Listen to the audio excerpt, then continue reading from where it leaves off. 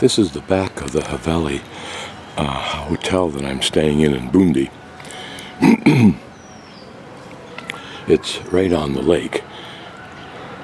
It represents a transition from the old days when it was in perfect, magnificent condition to a period of slow and gradual degradation until finally everybody probably moved out and it was vacated. And then it fell into complete dilapidation. And then, for some reason, it began a slight rebirth as a hotel. And normally what happens in these situations here and in Europe is that landlords lease out the building, but with the requirement that you're responsible for absolutely everything. You have to upgrade it to the level you want to do business at, and you have to maintain it when something happens to the infrastructure. This is a restaurant formed on the backyard and the lakeside patio of this original Haveli. And there's the old well, as you can see. This restaurant operates separately as a separate franchise. I think it's just one portion of that large original Haveli. You can see the remnants of how this neighborhood probably was. Certainly that white building was not part of it, but you can see back behind that probably was that whole building there, maybe even including that blue portion. But you can see the remnant of a pretty little balcony. All of the surface has been stripped off just by time. And as I pan about, again, what we're looking at is remnants that we really can't identify, or I can't. There's something there that looks temple-like. That looks Haveli-like. As I pan around, though, imagine that were this 150 years ago, I would be either a servant, likely, or an owner, unlikely.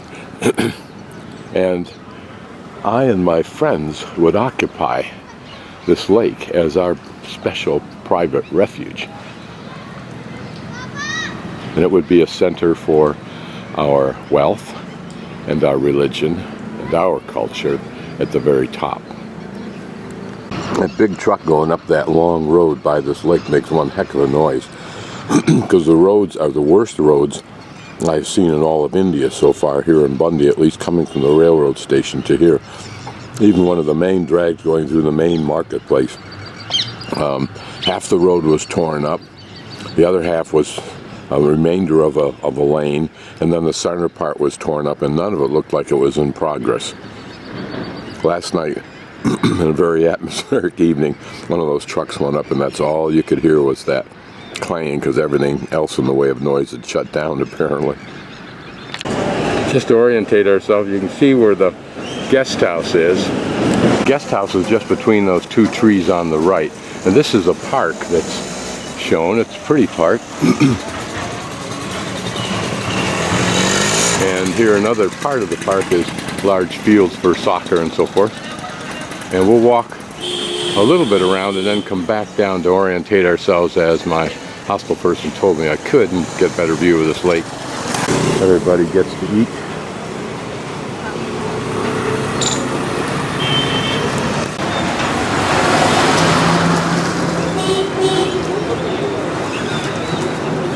And I guess that's the fort up there, or you would think.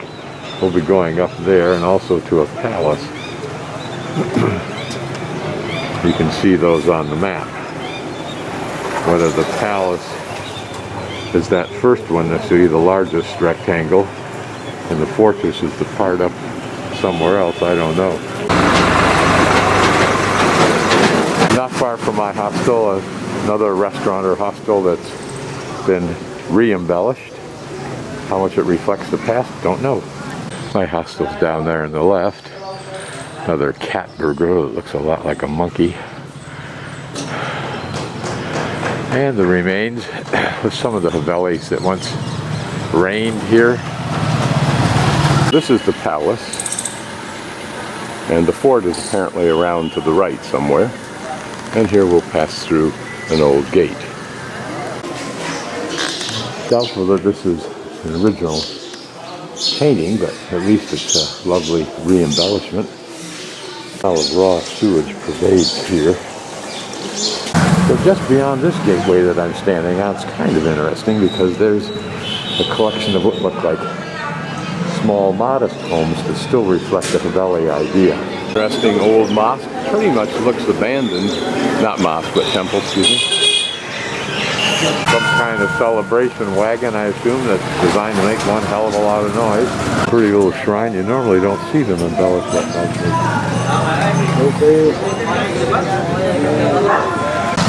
Here's India's problem, one of its major problems. Imagine how beautiful and quaint this must have looked in its day, these double arches. What the roads look like. Explore all this later, but now I'm going to return up to the fort since I didn't find the valley I was looking for. Bicycle shop of a man who knows how to do his business, I'm sure. And you can restore and keep alive what remains here called bicycles. Although I've seen a couple of nice ones that some kids were riding. I started to take a different route back and discovered a city wall. Absolute wall of trash. All I can guess is that this may have been some other kind of a palace, and that what I thought were fortress walls was just part of this complex. Vastly gone to ruin, as we can see. But once in its day, it might have been quite the posh place. So we'll continue our circle that I had started earlier this morning, and then go up to the palace and the fort. Perhaps the fort's what's up there somewhere. Certainly fortress walls.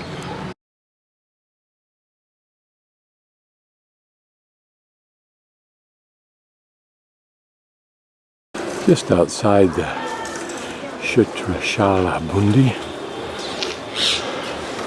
which I think is the palace, but it sure looks a lot like a fortress. Notice how fragile and little is the embellishment of this tour site.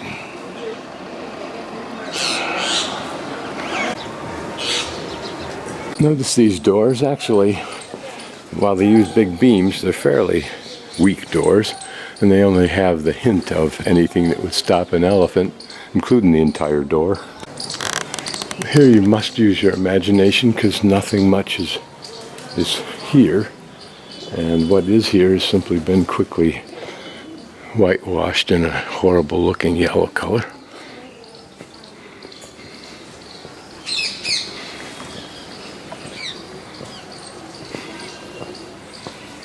What we can surmise is that in its day, it must have been incredibly imposing to stand where I am.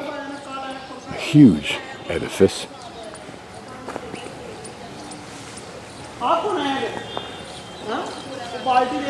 And these would have been very well finished off, and probably a landscaping the activities of life going on here. One can only wonder what these bombed out look-alike structures would have been for.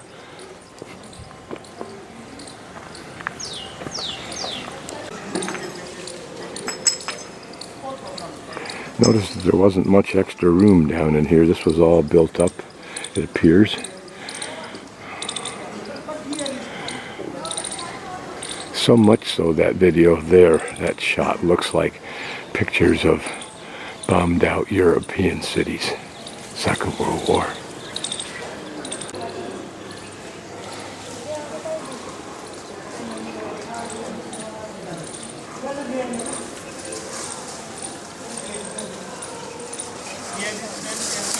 There, what look like certainly fortress walls range across the hillside. This is interesting. One beautiful place in this whole complex, there's this brand new toilet system. I would think that some of where we're walking now had to have been stables. If for no other reason, there's no other place that appears that it could have them. Now on the way up here, there was a hostel that said elephant stables. So perhaps outside the fort, was that complex.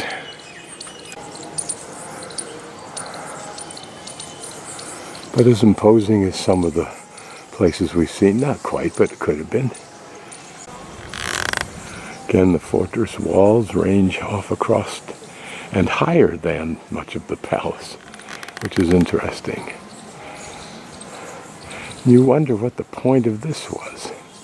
Was there some kind of huge statue in there and this was built for that purpose? Or did it also provide a balcony that was much desired by the occupants? And there the walls range off in the other direction. And those huge niches, what were they for? Let's poke inside this one here to the right.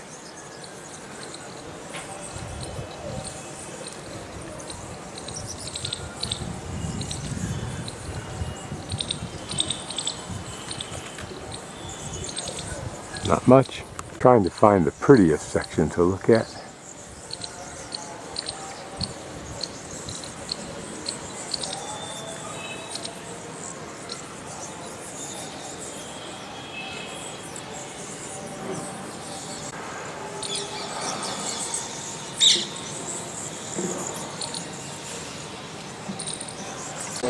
Fly down, yeah. So you can change it to star. Yeah, the different. Yeah. No, this did not fly, but you know this star about this guy palace. You must have this is very long. Yeah, so group से पहले से भी star दिया. Board का समझ पहले से star दिया.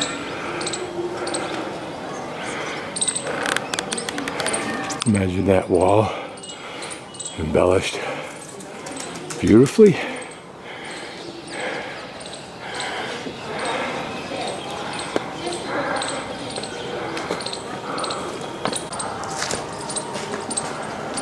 Apparently the guide soliciting me to show me the way to the fort, which apparently is up there.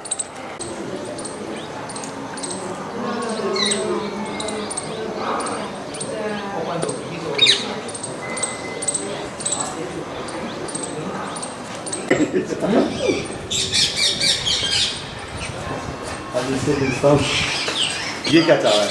हाँ सर ये क्या चाह रहा है क्योंकि हाँ देखो घूमने हम नहीं आए. Notice the very modest elephant spikes.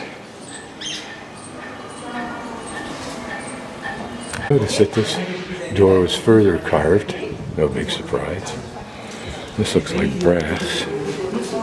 Those stairs leading up into that little room that either gave guards a view or gave others a quiet place for a view.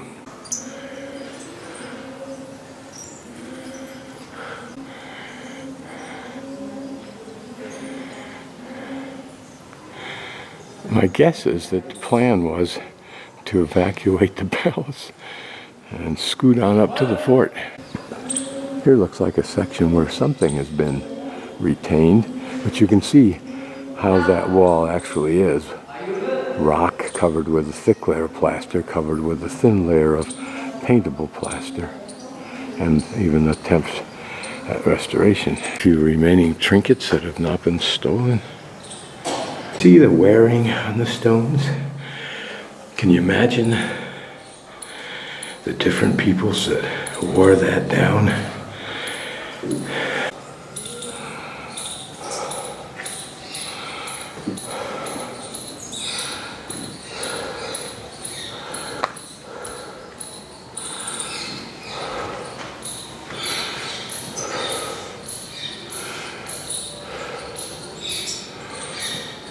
I'm panning up these steps covered with bat guano, and if you listen closely, you may hear an occasional squeak.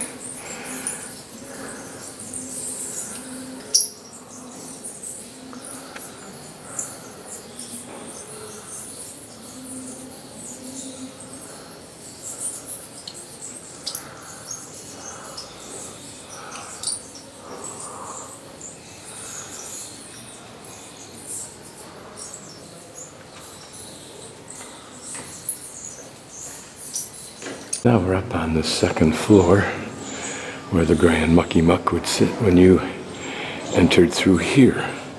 perhaps to have your head lopped off or some infraction of the rules. What would these rooms have been used for?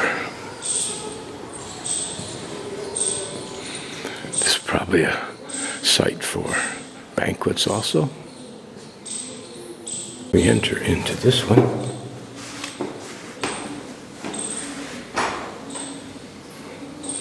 Looks like cooking pot holders.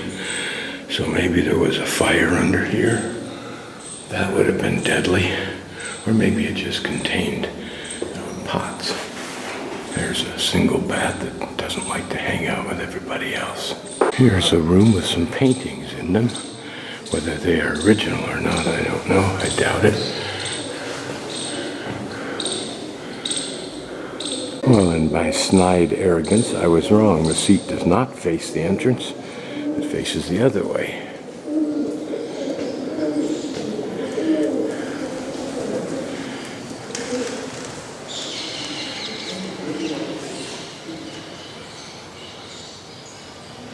But on the other hand, that's what servants are for. Turn the chair around. I wonder if these architectural features were painted at all. Here we enter a room that may be the room that a woman was just asking me about, that apparently has many pictures that are original in it. It looked whimsical. Whether this was the style at the time, I don't know, or some later iteration. This probably was a very important square, or this was probably a very important courtyard with its large enclosed area beyond us, as well as this pretty little protuberance, which may look out as it does. Looks out over the original courtyard that you enter. Whether this was an original motif, who knows? You can see that it was all kind of engraved a little bit. All fine detail. Probably this surface was put in and then etched away to give us that coloring. Look at the detail in this carving here. In probably some kind of marble.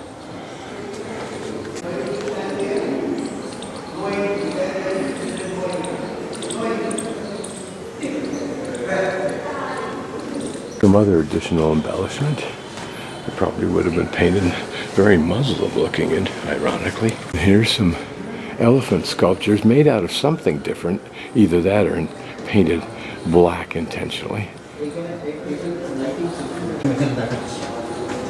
Notice how the floor is treated like we would reflect in a carpet today, with the border, the inner part of the carpet. This was apparently a meeting room. Curious, if you look at the pedestal on the left of those two, it seems to be made of wood. Is it possible that what we're looking at here is just plastered over wood? Maybe.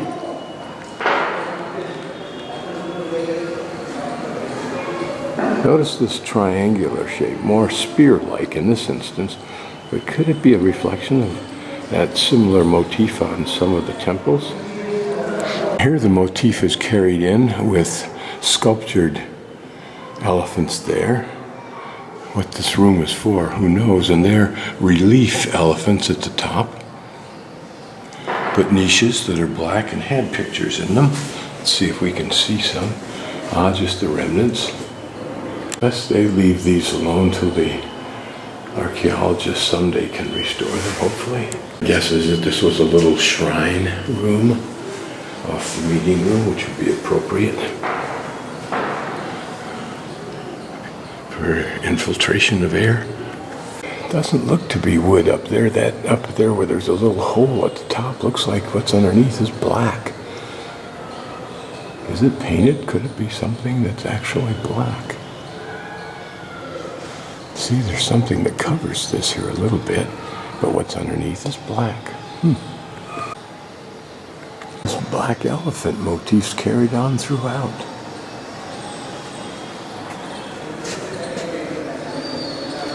these stairs go up. I don't know if they let us out up at the top or not. But if they don't block me, I go up.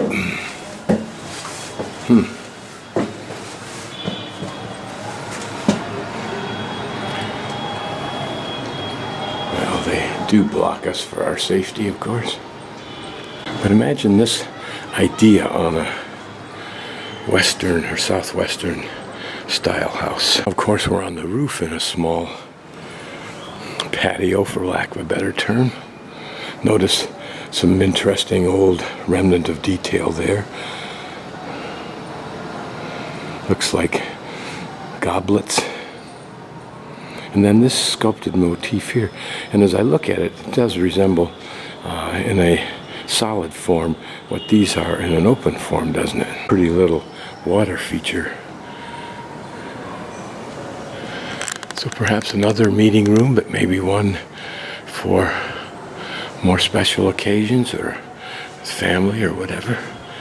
Notice how the floor has different tile work patterns in it.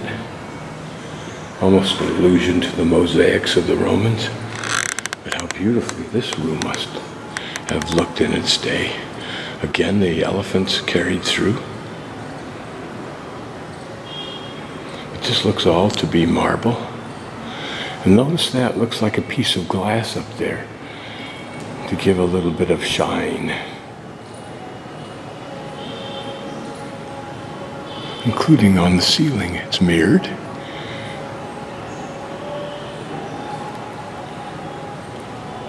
This gives us an idea of how the occupant probably had all of his major rooms treated. See that much of this is not painted but rather inlaid, as you can tell from that hole from a piece. Maybe these places were painted in here.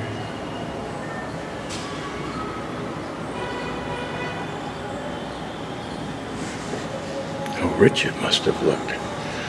And how beautiful with these colors.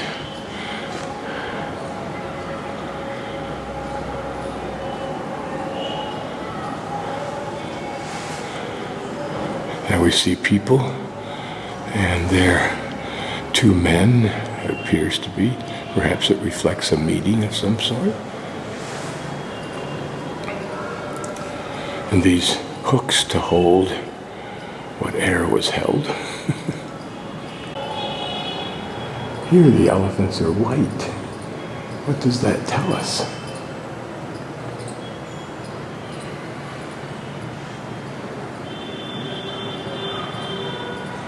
Are these all men all applauding? It appears to be the case.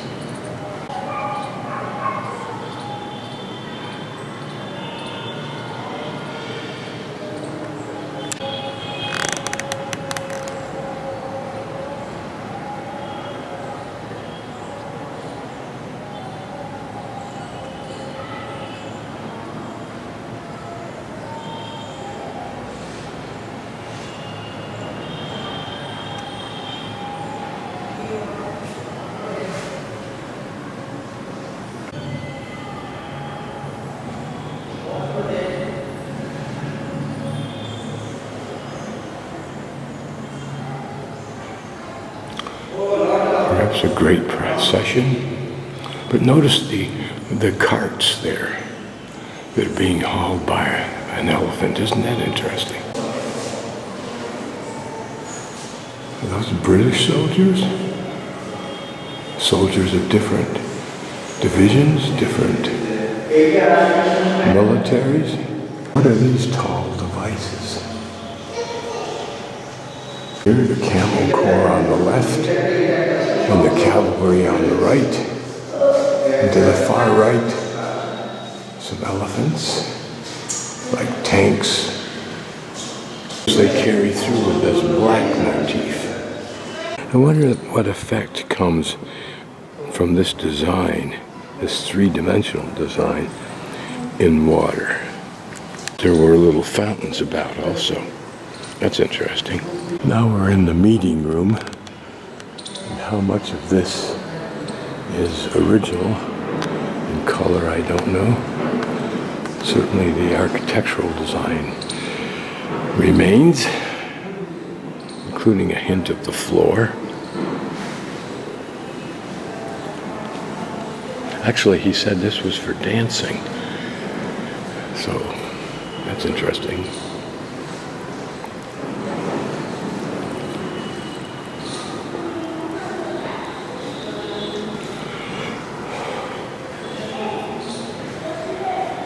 Notice that this doorway would have sparkled with those mirrors in that color.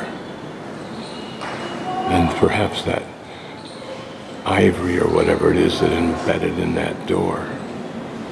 Here some paintings remain reasonably good because they're so well protected. Problem is to get any picture of it without reflection. Interesting, a boat down at the bottom. Here a man on horseback fighting a man on the ground with swords.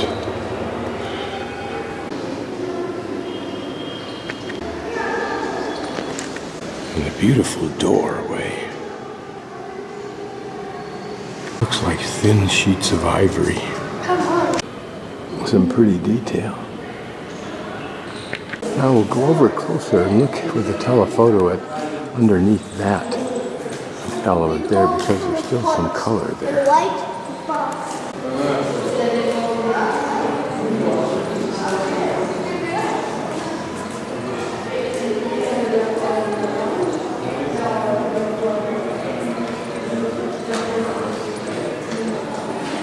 So this may give us an idea of how a lot of this palace was decorated.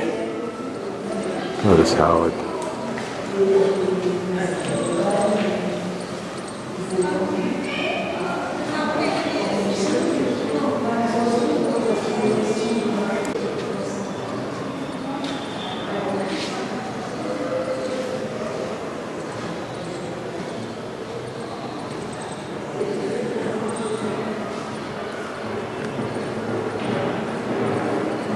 don't know what all that metal junk up there is.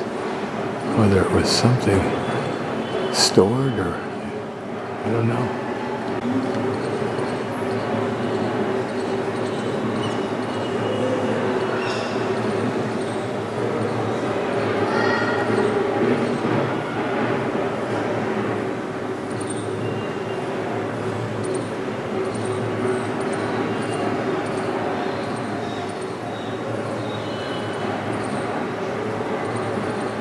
As I work my way now up to the fort, there is this pretty garden in the midst of the palace grounds.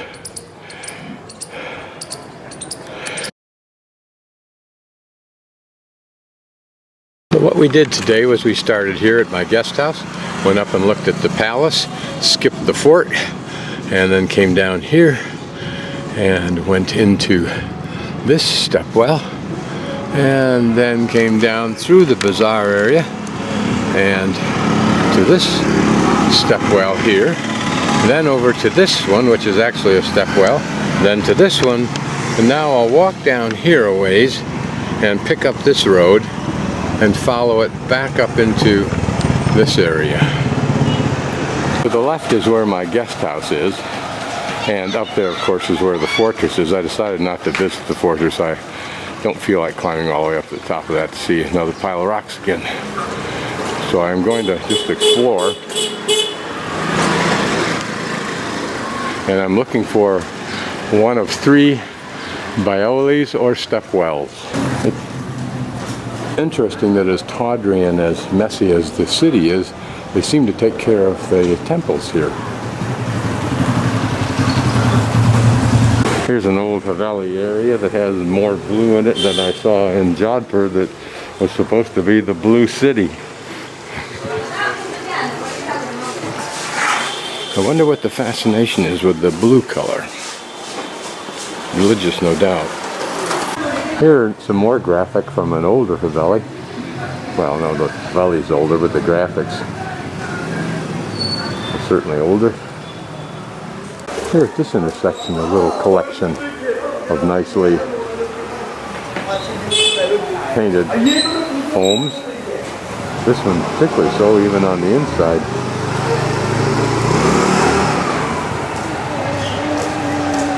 Bye. Bye.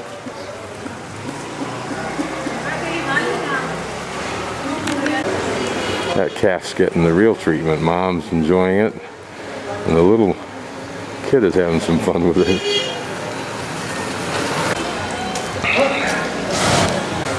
In this home, a couple of entrances.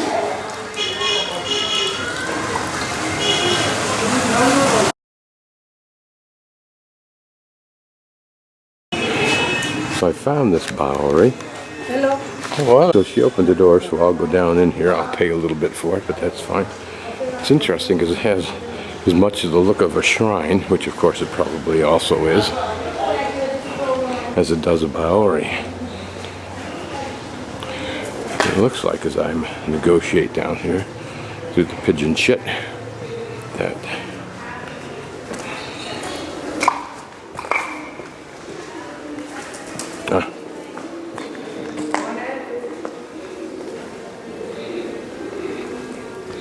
isn't that beautiful? Now here you get an idea with those little cupolas up there that those buildings weren't there in the past. They would have been out of the way. And those cupolas would have formed the corners of probably a fairly decent sized area of picnicking and relaxing that was covered.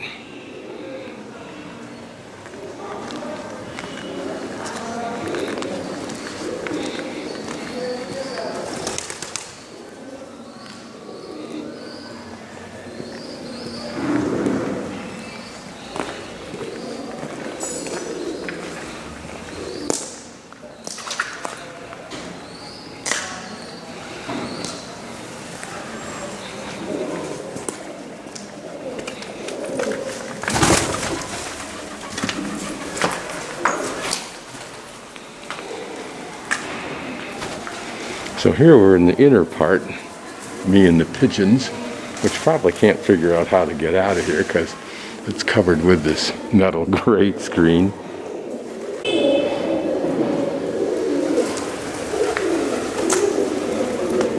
Notice that it had that railing all the way around. I would guess that from up there, see those holes in the stones? I'll get up a little closer and you can see them. But that would have allowed them to have some kind of supports there that jutted out over here where they could drop down buckets on a string, a rope. This area probably was used for bathing, may have also been for getting water, also for cleaning clothes, may still be used for that. This I think is very old, this idea here. Very pretty in this context.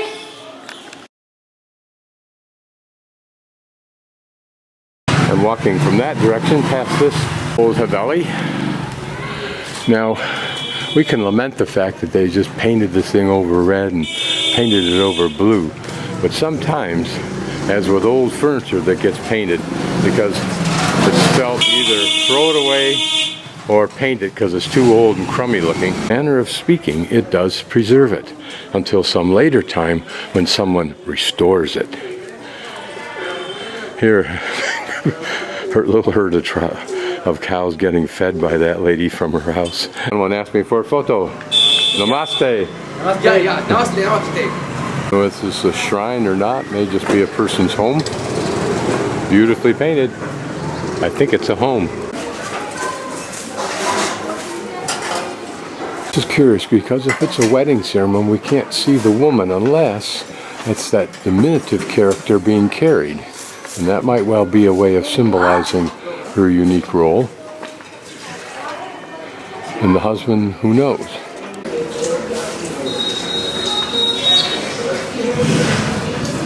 And the critiquing cow.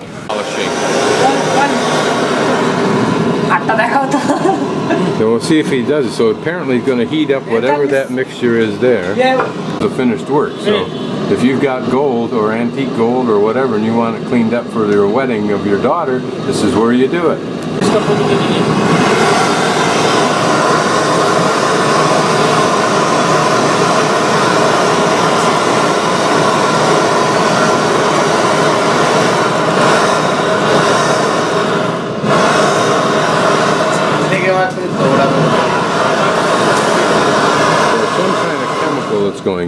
not sure what. And it's going to go in there.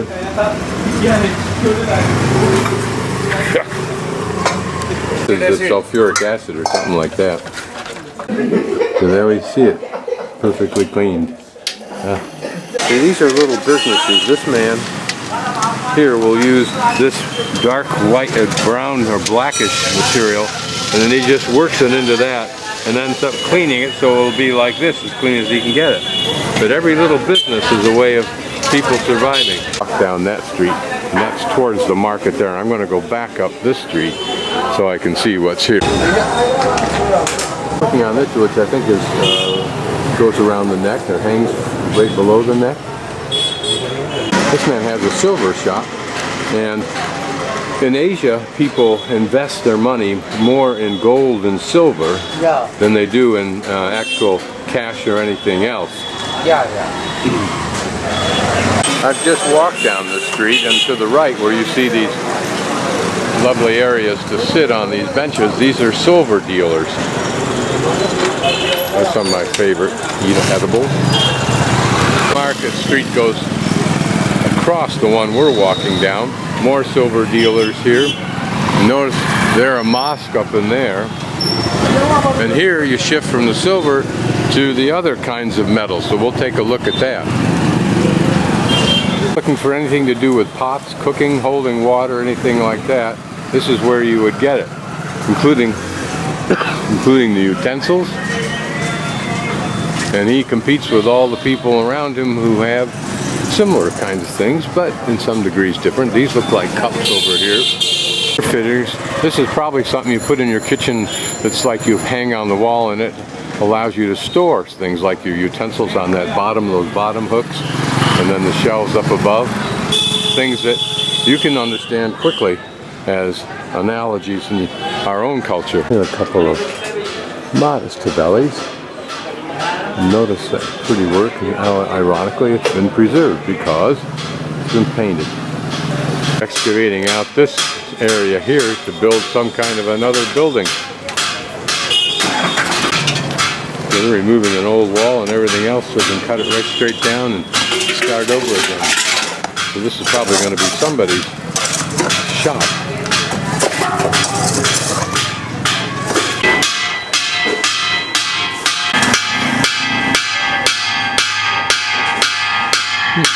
The woman I'm about to show you makes these, and she has her machine there, her sewing machine.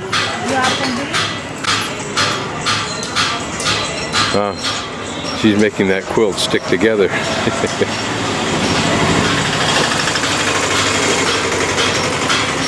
People deal in that kind of cotton, or whatever it is, or maybe it's wool, eggs of it.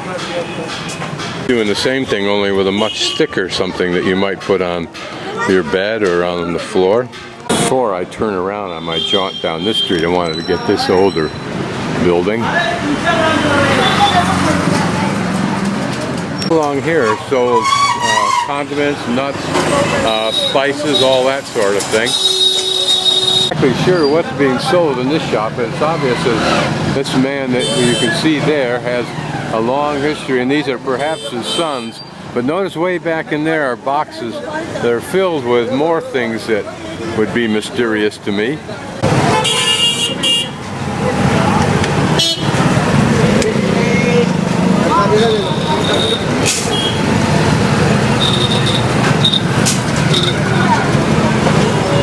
White crystals are, I haven't a clue. Put them in a little bag and the sale has been made. I wonder what that is. So where we are is right here. We just gone southwest actually, of this bazaar intersection. Conversation with the man that you can see on the right with the glasses, not the man that's looking at us, but the man that's looking down.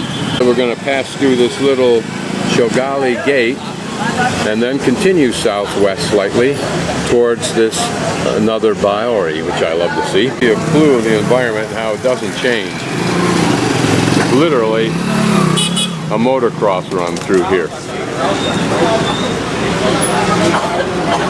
But there was a day when this was a profound intersection and a profound gate. Ah, what the ghosts in those towers might say to us now if they could speak what they have seen. Outside this gate is, on a right turn, still another gate, but with a very pretty motif still left in place. It looks like it's part of fortress walls, but that may just be part of this overall gate. And look at the building that was to the side of it.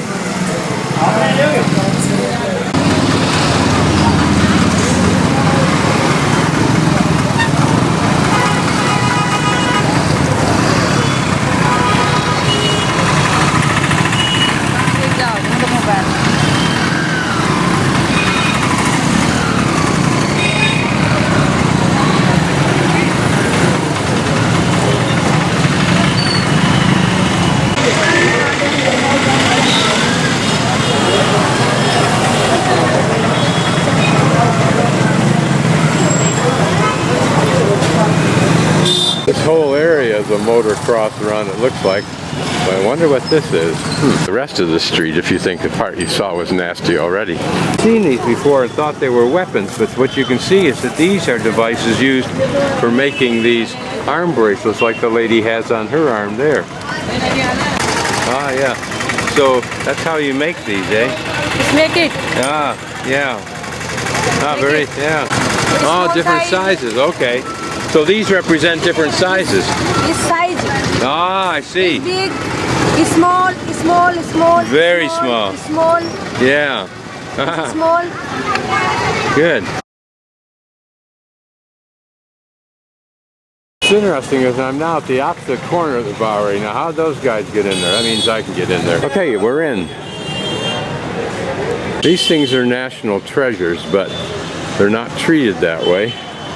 Although, this is certainly in excellent condition if you look underneath the grime. And if you can discount all of the rocks and crap that people have thrown into it. Whether this has been restored or not, I don't know. These details look to be a bit too fine, and it may have been, but that's fine. When it was done is a good question.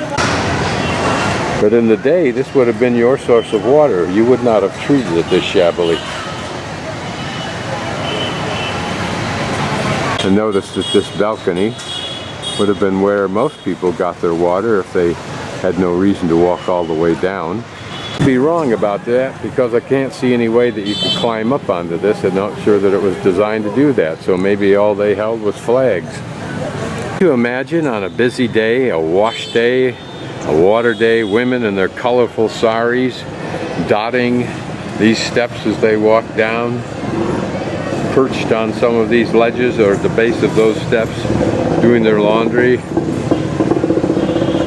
What's interesting is immediately opposite this Baori is, amazing, another one, which suggests that this was a pretty important and large area at one time. There are holes here. My guess is that at one time this might have supported some kind of either a railing or a support for a covering of this area. But there we have more of these stones with holes in them. Could have been for flags, or it could have been part of that supporting structure that I'm imagining. This is still a pretty little building. You can imagine women sitting up here in little clutches, talking the day, doing different work that they needed for their household before they all went home.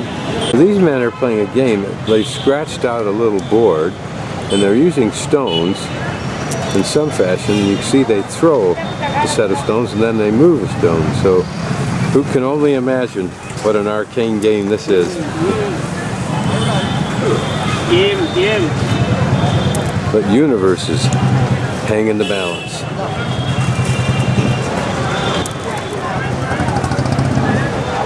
There may be the number of those whose white shows up.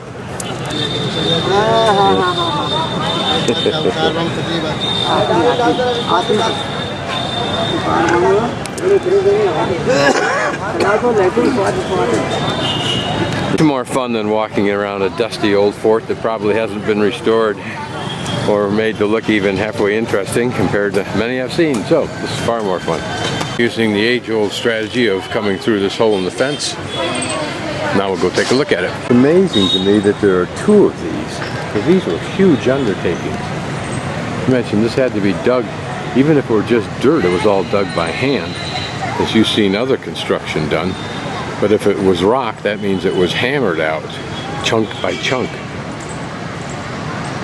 It's in pretty darn good condition, and again, these railings look like they're new. So it's possible there was a time when India had the resources in this area to actually consider preserving a historical site to develop for tourism, but at this point, no. And again, that balcony, what was it used for?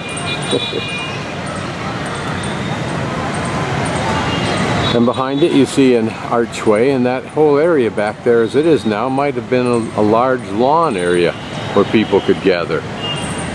Things would be much quieter. This would be a much more open center of the city, I would think, or at least a square within the city. Here's the gate we came out. Over there, the two Havelis are there, and my guess is that all around us, everywhere we might go on a radiating street, we're going to find this market.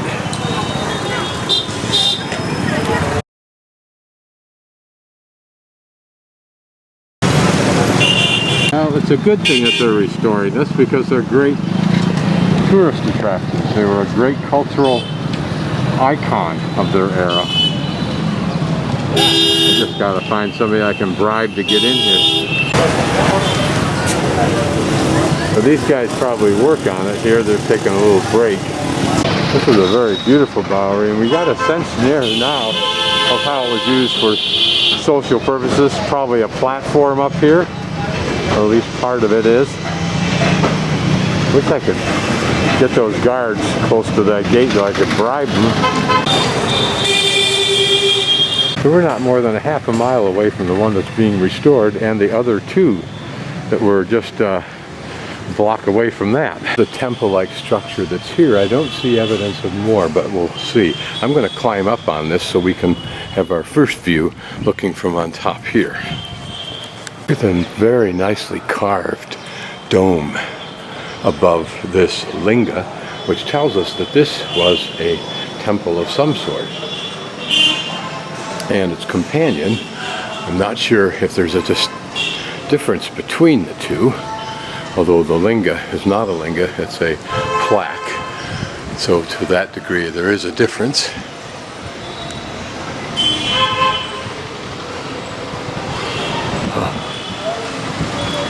Notice the pretty columns. Hoping I'm whetting your appetite to look down into the Baori. Notice the detailed carvings throughout here. So this was no slouch of a Baori.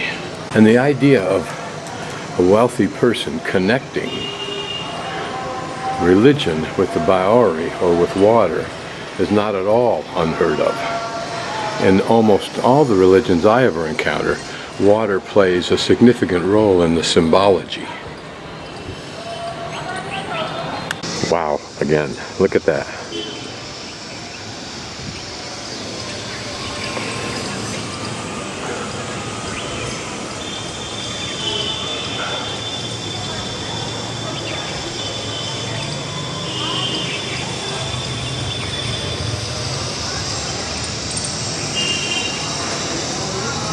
Of course, have been the main entrance, but not the only way to get down.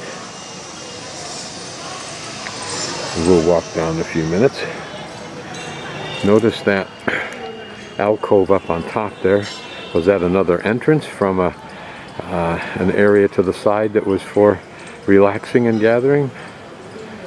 Notice that the grade appears to be higher, so there was something back there in the form of a higher elevation, I would guess. Probably that middle level is a shrine, or three. And again, notice this balcony here with the pretty substantial rocks with holes in them. This one looks like it was developed just to be a balcony, and maybe it was. Still doesn't mean you didn't drop from that or through that balcony with your rope and bucket. Leave the camera on just in hopes that it somehow adds something to our experience of going down.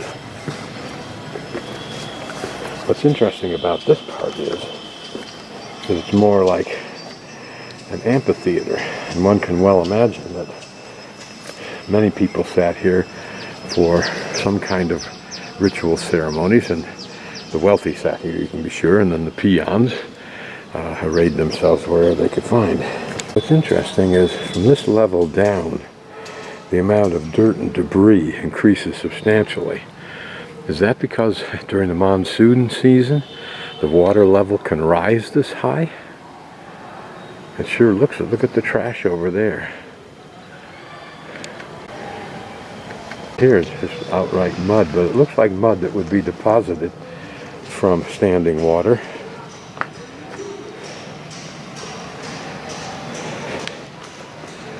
We are almost at the bottom. I'll resist the urge to go farther, but all this plant life that seems to drape these lower stairs suggests what I was suggesting.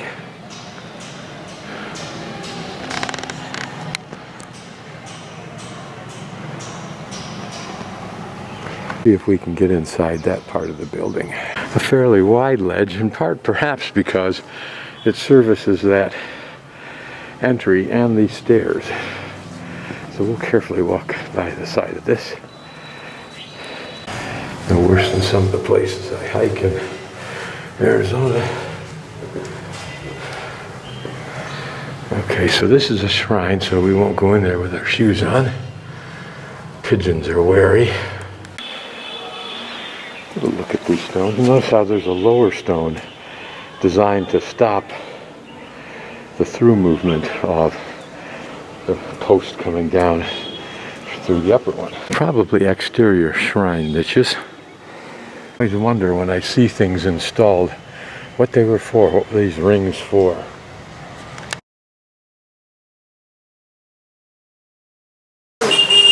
A nicely painted shrine, it looks like, as part of this temple complex. I'll go over there and we'll look up inside the dome area. Notice the black elephant.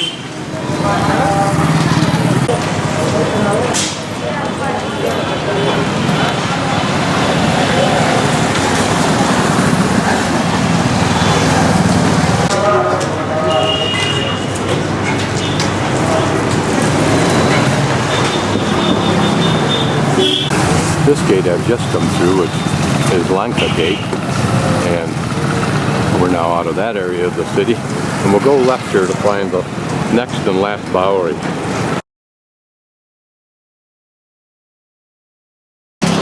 So here we have found it.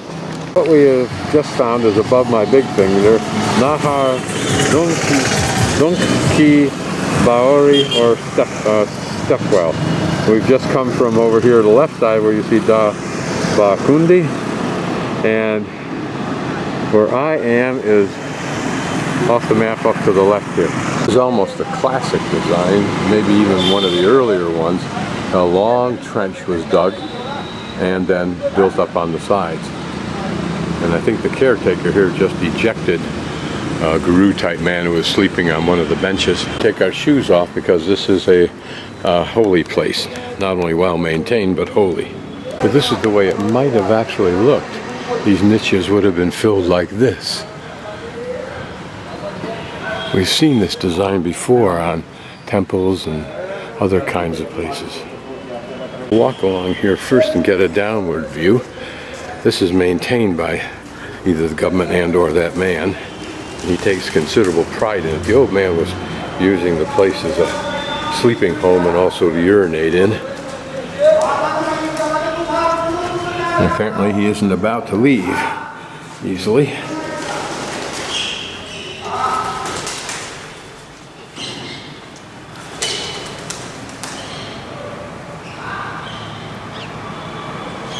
Now notice from where we are here, look up and there's that platform.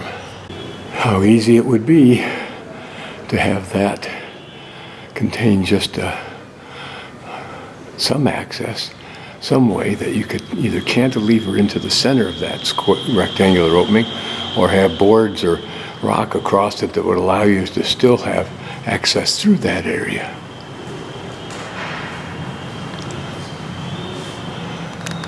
It must have been a very impressive place. Think of some of the pretty wells that I've seen. This is like over the top.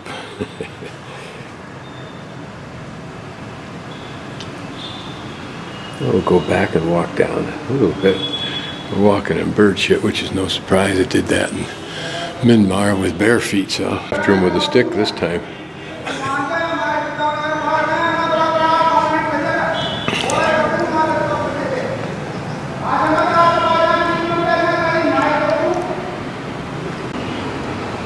Very steep, and I'm not going to walk down to it. Having this be my final picture in the newspaper is not my idea of a smart one. But it's even cooler down here. Of course, it's in the shade. You wonder what those little balconies were for, but I wouldn't be a bit surprised that this functions as much like a church as it did at a water source. But what we did today was we started here at my guest house, went up and looked at the palace, skipped the fort, and then came down here and went into this stepwell, and then came down through the bazaar area and to this stepwell here, then over to this one, which is actually a stepwell, then to this one, and now I'll walk down here a ways and pick up this road and follow it back up into this area. So to give you an idea, the fort's right underneath that tall pinnacle there. So we have a pretty good walk. This is the nicest boulevard that I've seen. Actually designed to be so, it seems like. But it may reflect that this is where big homes in the past used to be. It may still be, for all I know. The church home doesn't look like much is going on there. The market not only sells what you see, but also is the center apparently for the selling of chilies that come in from the hinterland, and laden most of Indian food, unless you can talk them out of putting it into it, which I try to do. And some spices and so forth. Bank still doing some business. At least there is a queue. I think I am walking right towards those first double Baori that we saw. Doing land office business and what look like spices of some sort. From women who know what to do with them, and these things probably don't know what they are. It's like big versions of those crystals that were being sold by those folks that I videoed earlier. There's probably some device that grinds those things up and everything else in bulk. You can see, obviously, probably a mixer. I saw a man pull some metal oil cans out of there. This man is a maker and seller of kites, just little ones, modest ones, but some of the ones I've seen kids flying. And apparently this is the machine that he can make them on. Very simple, but very effective. And another. I think that's Modi. Old decrepit bikes.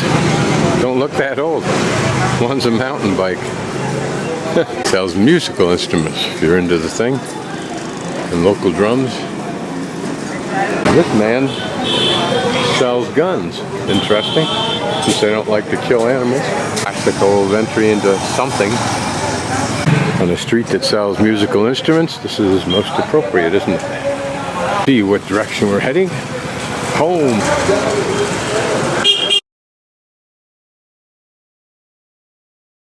And sells various kinds of reproductions of swords, like those hand stabbers that we see there. He sharpens them up so that they're ready to go, not to mention scissors and so forth, the pragmatic side of the business. And cushions here for his customers who come by. Old spring doors. I wonder if those things still go up. Approaching a gate, probably these gates in the day defined the inner market city. We're quiet on this end of town. This is interesting. Mobile power source. They'll eat up cardboard. Why not? We get into four-wheel drive, motocross country again. Yippee! Once upon a time, this might have had glory.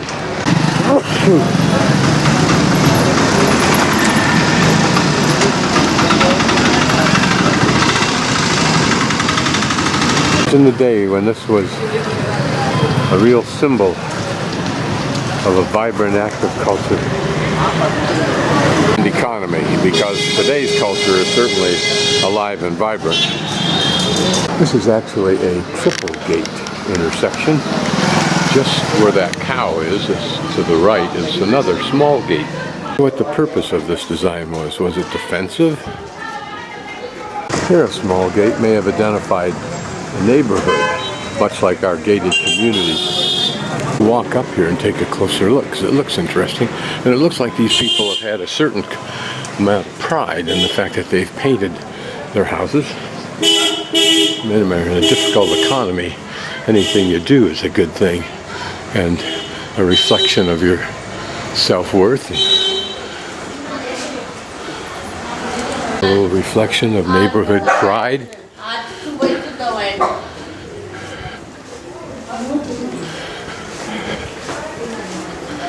We'll let the camera go up the rest of the way.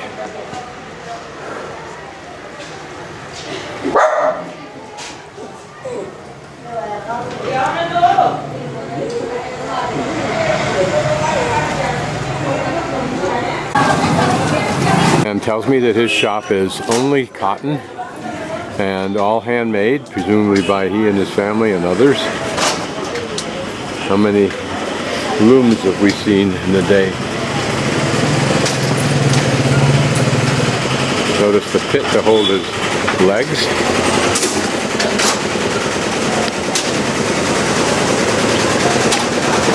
This is the intersection I hooked from right to left to go up into the truly slummy part, but ironically it allowed me to walk around the lake. Here's one of our local painters.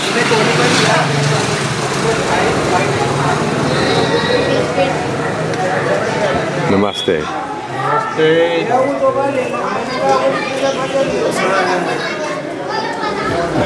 Shukriya. Namaste. A nice, large, impressive elephant.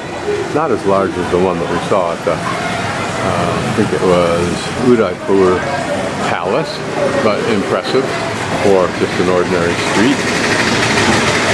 This may be part of a little temple there that we see. It's symbolic for this whole temple, but notice how pretty is the column work up there, whether they painted and polished it or something, along with the pink wash, if you will, of the rest of the building, I don't know. But here, it's interesting because like that Baori we were at, there's one of those kind of curvy things. It's so very pretty.